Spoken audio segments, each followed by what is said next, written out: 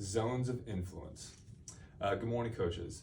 Today's session activity is going to be not really an activity, but it's more of a way to condition the game to encourage certain movement solutions more than others. With this setup, we have basically a 6v6. We've doubled the length of the penalty box and using roughly full width, and we are going to be using zones to encourage scoring opportunities.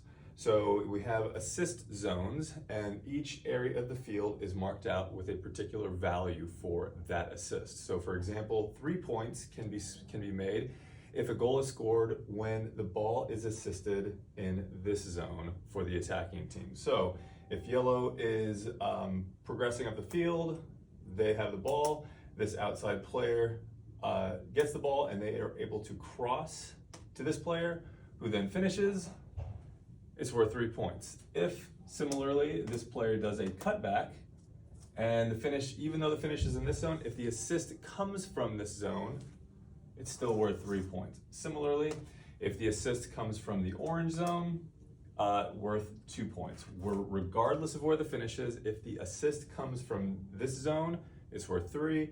This zone is worth 2, and if a goal is scored unassisted, or if the assist comes from the defensive half, so if yellow has the ball here, this player makes a pass in here and a finish, even though it's in this orange zone, it only applies to the attacking half. So the attacking half assist zones, can we encourage players to look for opportunities to get into spaces where we are most likely to see success? Because the idea behind these particular values of having them worth more the closer you are to the field is because typically we see better scoring opportunities emerge when the ball is played from these zones.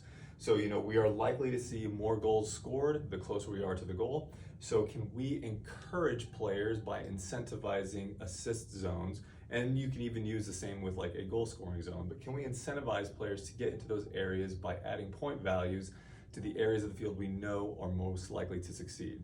Because sometimes what you'll see is, if a player is out here and they have a couple of options, they have a player who might be lateral and they have a player who is in this area. If they pass wide, this player comes here and makes a quick assist. It might not necessarily be the most likely to succeed. Whereas if they progress the ball down to the line and made a cutback, the likelihood of that scoring opportunity being successful is far greater than if the assists were going to come from here. So can we encourage players to get higher up the field, to look for better opportunities that are going to be more successful for scoring opportunities? Zones of influence.